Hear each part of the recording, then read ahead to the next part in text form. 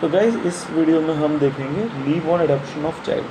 तो गाइज़ जो mail government servant है उसे 15 दिन की चाइल्ड अडॉप्शन लीव मिलती है।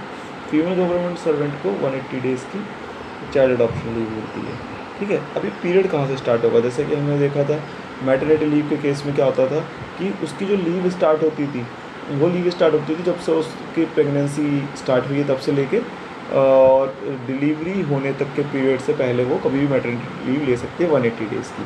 लेकिन यहाँ तो जेस्टेशन पीरियड ही नहीं है। यहाँ तो ऐसे केस में क्या होगा कि इसकी लीव कहाँ से काउंट होगी? या पैटर्निटी केस में क्या था कि पैटर्निटी लीव के केस में हमने देखा था कि वह बच्चा डिलीवरी होने से 15 दिन से पहले लेके और 6 महीने तक, डिलीवरी होने के 6 महीने बाद तक पैटर्निटी लीव ले सकता था। बट इस केस में क्या होगा, जहाँ पे चाइल्ड अडॉप्शन लीव का केस है, तो चाइल्ड अडॉप्शन लीव के केस में क्या करेंगे कि एक टर्म है pre adoption foster care period. इसमें क्या है कि बच्चे की कस्टडी तो बच्चे पेरेंट्स को दे दी, माता या पिता को दे दी, लेकिन अभी डॉक्यूमेंट्स लीगली जो है अडॉप्शन की लीगल प्रोसेस जो है वो पूरा नहीं हुआ है और डॉक्यूमेंट्स अभी रेडी नहीं हुए। तो ऐसे केस में क्या होता है, pre adoption foster care period जो होता है, जो बच्चे की कस्टडी मिल गई है तो बच्चे की केयर तो करनी पड़ेगी, तो वहाँ से जो मेल गवर्नमेंट सर्वेंट है वो 15 डेज़ की पैटर्निटी लीव ले सकता है। और जो फीमेल गवर्नमेंट सर्वेंट है वो यहाँ से प्री अडॉप्शन फॉस्टर पीरियड से लेके अप टू जो लीगली उसको डॉक्यूमेंट्स मिल जाएंगे, लीगल अडॉप्शन के पेपर्स मिल जाएंगे, वहाँ से लेके 180 दिन की लीव जो है वो ले सकते। प्री अडॉप्शन केयर फॉस्टर, मतलब मैं इंक्लूड करना चाह रहा था, तो pre adoption foster care period को याद रखेंगे। यहाँ से लेके वो 180 डेज़ की जो लीव है चाइल्ड अडॉप्शन लीव, वह फीमेल गवर्नमेंट सर्वेंट ले सकती है। ठीक है। अच्छा, क्या वो pre adoption foster care period के बाद जो है कोर्ट ने डिसाइड किया कि भाई कस्टडी नहीं देंगे, है ना, तो ऐसे में जो उसकी पैटर्निटी लीव है वो कन्वर्ट हो जाएगी, वहाँ से उसको ड्यू और एडमिशेबल लीव जो भी होगी उसके अकाउंट में उसमें कन्वर्ट कर दी जाएगी। ठीक है। फिर नेक्स्ट है चाइल्ड एडॉप्शन लीव के कंटिन्यूएशन में कितने दिन की छुट्टी ले सकते हैं। जैसा कि हमने देखा था चाइल्ड मैटरनिटी लीव के केस में, यहाँ से मैटरनिटी लीव के कंटिन्यूएशन में 180 डेज़ जो मिलते हैं मैटरनिटी लीव, उसी कंटिन्यूएशन में जो फीमेल गवर्नमेंट सर्वेंट है वो 2 ईयर्स तक एक्सटेंड कर सकती है अपनी छुट्टियों को, है ना, और जनरली केस में से डिनाई नहीं किया जाएगा। तो ऐसे चाइल्ड एडॉप्शन लीव के केस में उसे कितने दिन की कंटिन्यूएशन छुट्टी ले सकती है वो यहाँ पर हम देखेंगे। तो गाइज इसमें क्या होता है चाइल्ड एडॉप्शन लीव के केस में, ये डिपेंड करता है, इसका एक फॉर्मूला है 1 year minus age of the child at a time of adoption. Adoption के समय जितनी उसकी उम्र होगी उसको 1 में से माइनस कर देंगे। अगर 1 महीने से कम की एज है तो पूरा 1 माइनस 0 करेंगे तो पूरा 1 ईयर ही आ जाएगा, 12 मंथ्स आ जाएंगे, है ना। अगर 6 महीने से ऊपर है तो 12 माइनस 6 करेंगे, 6 महीने ज़्यादा 7 मंथ से कम तो उस केस में 6 आ जाएगा। 9 से ज़्यादा 10 से कम तो 12 में से 9 माइनस करेंगे तो 3 आ जाएगा, 3 मंथ्स की। से चाइल्ड अडॉप्शन लीव के कंटिन्यूएशन में इतने दिन की छुट्टी ले सकती है। लेकिन अब जो पीरियड इसमें इंक्लूड नहीं, जैसे 4 मंथ हो गया, 4 मंथ मान लेते हैं, तो उसके लिए फॉर्मूला करेंगे 1 माइनस यानी 12 मंथ माइनस 4 तो याद आएगा 8 मंथ्स तक वो कंटिन्यू लीव पे रह सकती है इस फॉर्मूले के तहत। ठीक है। अच्छा, एक चीज़ और, सिंगल पेरेंट पिता, है ना, तो उस केस में उसको भी सिंगल पेरेंट के केस में मेल गवर्नमेंट सर्वेंट जो है सिंगल पेरेंट है तो उसको भी जो है लीव चाइल्ड अडॉप्शन लीव या चाइल्ड केयर लीव जो होती है वो दी जाती है। Child care leave female government servant, married, unmarried, widow, divorcee, इन सबको मिलती है। ठीक है।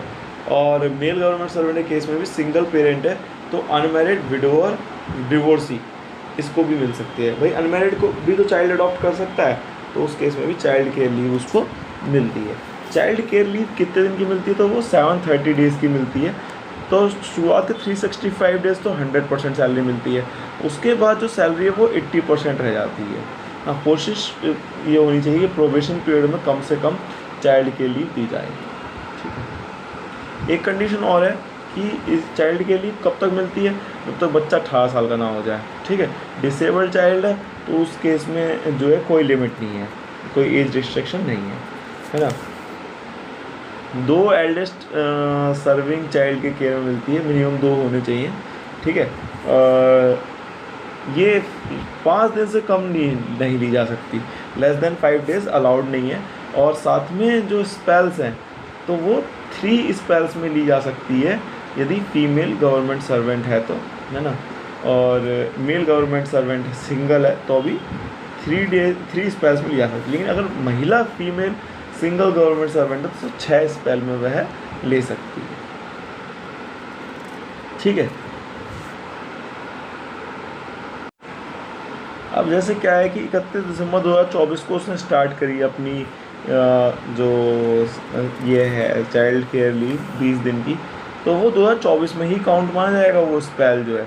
अगर वो एक्सटेंशन भी करती है तो उसको भी सेम स्पेल में माना जाता है। चाइल्ड केयर लीव के दौरान क्या क्या ले सकते हैं, LTC ले सकते हैं, स्टेशन लीव ले सकते हैं, अब्रॉड भी जा सकते हैं, ठीक है। कंटिन्यूएशन में वही 1 साल की लीव ले सकते हैं, है ना, कंटिन्यूस चाइल्ड केयर लीव में, जिसमें से कम्यूटेड लीव 60 डेज़ की और 60 डेज़ की लीव नॉट ड्यू भी कंटिन्यूएशन में ले सकते हैं। जैसे चाइल्ड केयर, जैसे मैटरनिटी लीव के कंटिन्यूएशन में 2 साल की छुट्टी ले सकते हैं ना, ऐसे ही चाइल्ड केयर लीव के कंटिन्यूएशन में भी 1 साल की छुट्टी हम ले सकते हैं। नेक्स्ट देखेंगे रिल को, work related illness and injury, ठीक है। तो इसकी full form work related illness and injury leave. तो पहले क्या था, ये स्पेशल डिसेबिलिटी लीव थी फॉर इंजरी इंटेंशनली इन्फ्लिक्टेड, तो उसको सब्स्टिट्यूट कर दिया रिल से, ठीक है। इसके साथ साथ इसमें ये भी डिलीट कर दिया special disability leave for accidental injury, hospital leave, ये सब डिलीट हो गई और इसके साथ इसकी जगह एक नाम दे दिया रिल, वर्क रिलेटेड इंजरी हो गई या इलनेस हो गई, ठीक है।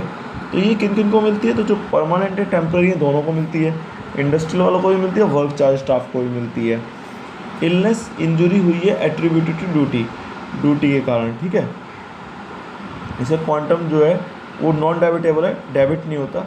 और हॉस्पिटलाइजेशन के दौरान ये फुल लीव जो है वो मिलती है और फुल लीव सैलरी मिलती है अगर हॉस्पिटलाइज्ड हुआ है बंदा तो, ठीक है।